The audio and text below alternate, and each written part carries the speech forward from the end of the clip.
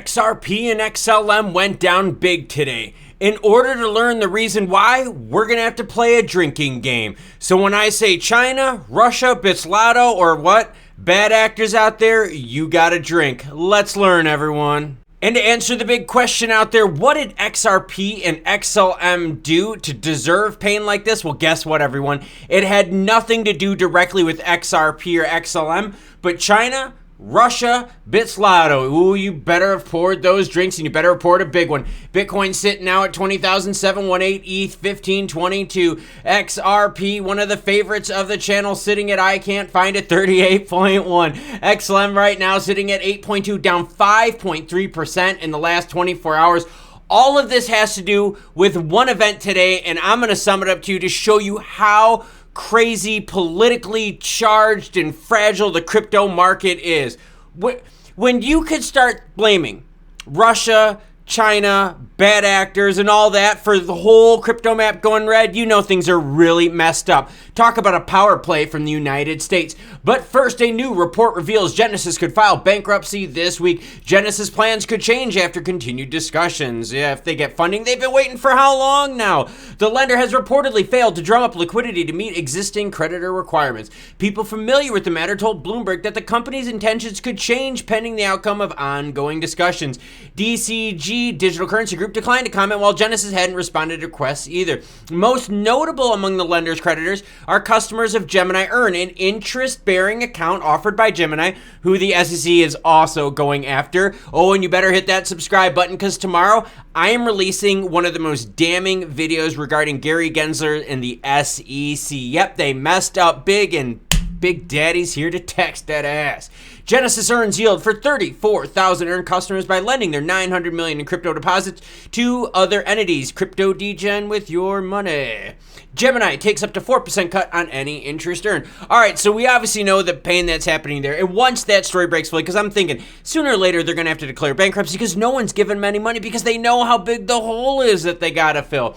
But now on to why Russia, China, Bitslotto, and maybe the Avengers out there caused XLM and XRP to crash. Bitslotto crypto founder charged with $700 million in financial crime. The U.S. Department of Justice charged Anatoly Legimov, a Russian national living in China, better keep drinking, guys, with running a business that catered to what he described as crooks. They said that Bitslotto processed more than $700 million in illicit funds, breaking rules designed to thwart money laundering. He was arrested in Miami. Institutions that trade in cryptocurrency are not above the law and their owners are not beyond our reach, said U.S. Attorney Breon Peace at the press conference that we live streamed today that several thousand of you jumped in and out and participated with. Pretty freaking cool stuff, everyone. As alleged, Bitslotto sold itself to criminals as a no questions asked currency exchange, KYC AML out the door, and reaped hundreds of millions of dollars worth of deposits as a result. The defendant is now paying the price for his maligned role. The firm required minimal identification from its users, allowing it to become a haven for criminal proceeds and funds intended to use for criminal activities. Bad actors, everyone. They alleged the firm was aware of the issues. Well, obviously, if you're not conducting them, that was pretty dumb. And an internal document described Bitslotto as handling dirty money without standard customer vetting procedures. Authorities said the firm was closely connected to the Hydra market. Are we talking Avengers, everyone, or DC? I don't know. I'm not a fan of either. I'm a Star Wars guy. Come on now. A darknet marketplace for drugs, money laundering, and stolen financial information. Bitslotto claimed it did not accept U.S. customers, but prosecutors said it in fact did substantial business with Americans. I bet you they did. All right. Why did this take down the price of XRP and XLM? All right, I'm going to tell you the story exactly how this unfolded today in case you missed it. Heat map, everything looked nice and green. Then all of a sudden around 10:40, 10:45, there was an announcement from the U.S. Department of Justice along with the Treasury saying that they had a massive crypto international thing that they had to break on the news. As soon as that went across, rumors flew all over, everything from Tether being shut down, Binance being banned in the U.S. The whole market completely imploded on the announcement of a future announcement. Seriously, that's exactly what happened.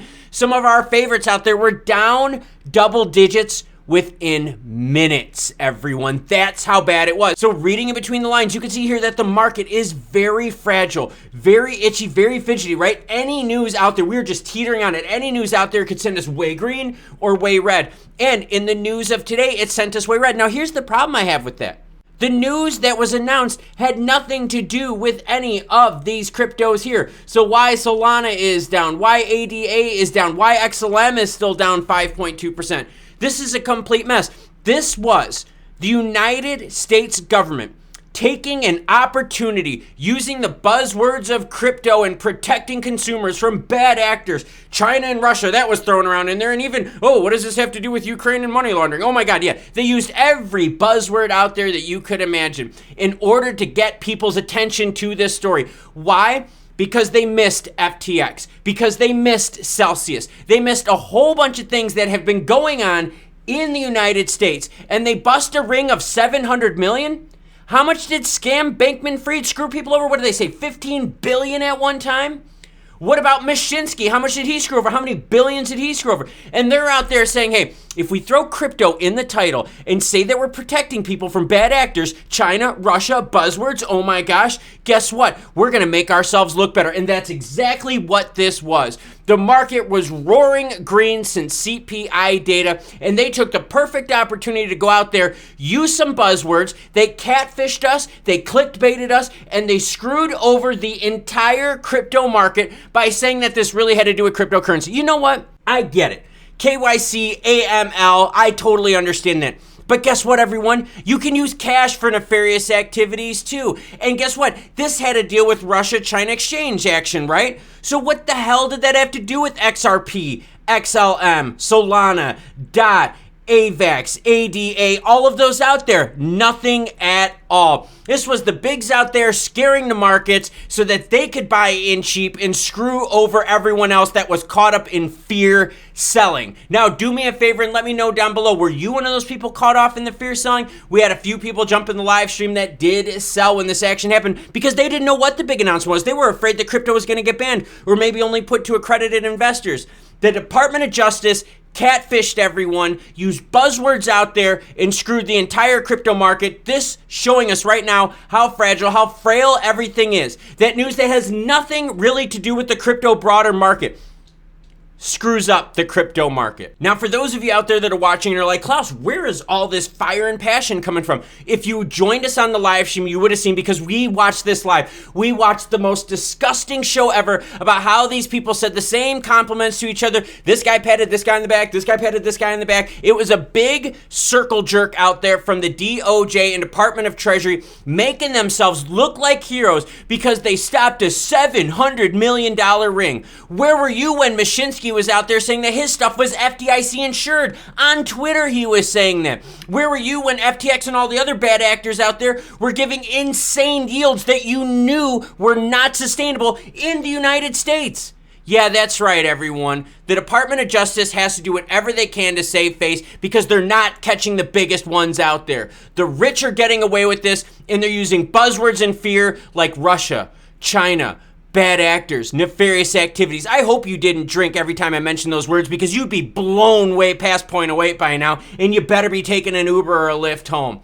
Seriously, this was a mess to watch live. And all of you out there that watched it live said the exact same thing. The government catfished us. The government's playing smoke and mirrors. This was a deliberate attack across the broader crypto market, trying to make it look bad when all this really was just a couple bad actors out there in organized crime. Had nothing to do with XRP, had nothing to do with XLM, but set us back of the most recent rally that we've been working on. Now I'm gonna chill out the rest of the night. No, I can't drink. I have to have branched chain amino acids because I'm training my butt off. So what I'm gonna do is this. I'm gonna leave you with this video right here, all right? Awesome action crypto web3. And this right here, the live stream of the news breaking live. You can see everything as it played out, so you can see exactly why I'm so upset and why everyone else that was watching the live stream was pissed off as well. Until more news breaks, you cool cats, have a great rest of your day.